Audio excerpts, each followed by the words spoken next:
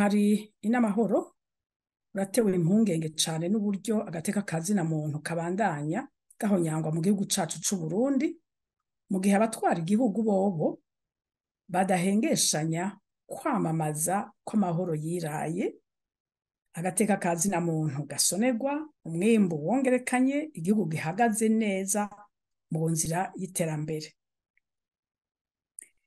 Uja gukira indwara arayirata. Nivyo umukuru w'igihugu aracishamwo akavuga ivyo abona bitagenda neza, haba mu ntwaro, haba mu vy'ubutungane, haba no mu vy'ubutunzi.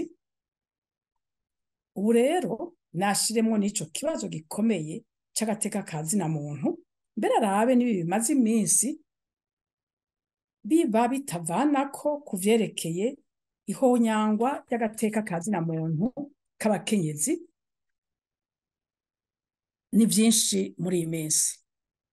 Kugira ngo umuntu rero arondere umuti ikibazo afise, abanza kubona ko agifise, akemera ko ari ikibazo kimuhanze, akabona kurondera inzira zo kugirwanya.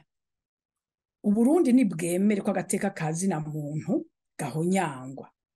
Ihohoterwa ry'agateka kazina muntu k'abakenyezi ryashitse ku rwego tutari bwumve na rimwe mu gihugu cacu. Turavye abakenyezi n'abigeme bapfungwa canke bagakorerwa yandi mabi kuko batoye guhagararira ukuri, nka wa murezi Emilienne Sibomana canke wa mwana Christelle Ndayishimiye, ugaca ubona ingene abajejwe ubutungane bafata ivyo bibazo, uca ubona neza ingene agateka kazina muntu k'abakenyezi katubahirijwe mu gihugu c'u Burundi, n'ingene bisa nuko ico kibazo kitari mu bibazo bihambaye biraje ishinga abahagarariye inzego zibijejwe. Dufashe nk'ikibazo cerekeye wa munyamakuru Florian Irangabiye, yahagaritswe kuva mu kwezi kwa Myandagaro umwaka w'2022, agaca apfungirwa mw'ibohero ry'i Muyinga, kure ya sentare ikurikirana urubanza rwiwe, kure y'umuryango wiwe wogiye uramuramutsa. Ubu akaba akitswe n'igufa, agwaye cane ingwara batanashobora kuvura i Muyinga, bikaba nk'uko umengo nta kibazo kiriho. N'ibintu bisiga ubwenge. Twebwe ntitutahura ingene ataco bariko barabikorako. Ubundi ico kibazo carinda kuba ikibazo kiraza maso ubushikiranganje bujejwe agateka n'iterambere ry'abakenyezi, co kimwe n'ubushikiranganje bw'ubutungane, kikaza ishinga CNIDH, nk'uko kiraje ishinga umuntu wese aharanira agateka kazina muntu vy'ukuri. Erega ibiriko biraba bikorerwa Florian Irangabiye ntaho bitaniye n'ukuborezwa igufa. N'ukuborezwa igufa na gatotezo bitagira izina. Bisa nuko ababijejwe batibuka ko Florian akiri kiremwa muntu, agifise iteka n'ubuntu bitegerezwa kubahirizwa. Birababaje ko umuntu apfunzwe kuko bafise ivyo bamwikekako, aca afatwa musi yuko igikoko cofatwa, agatotezwa, agatuntuzwa, atari uko babuze uburyo canke babuze inzira. Birababaje cane ko igihugu cacu gitwarwa n'abantu batagira impuhwe namba, ngo bagire umutima runtu ubabaye kandi urazwi ishinga n'ineza y'abanyagihugu. Harya igihugu kibuze uburongozi bwiza n'intwari ibereye ntaho gikirira, nta na hamwe.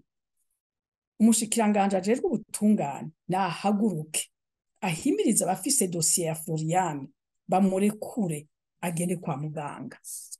Naho apfunzwe n'umwana w'u Burundi, agateka kazina muntu kiwe karinda kubahirizwa nk'uko amategeko y'igihugu abivuga, n'amasezerano atandukanye y'abampuza-makungu y'abayo muri Afrika abitegekanye. Twonavuga kandi na ca kibazo c'urya mukenyezi Sabukunze Antoinette yatotejwe akomorwa n'umugabo bari bubakanye, colonel de police Ndikuriyo Ildefonse. Ico kibazo kiragaragaza neza ingene uburongozi bubi bwica igihugu.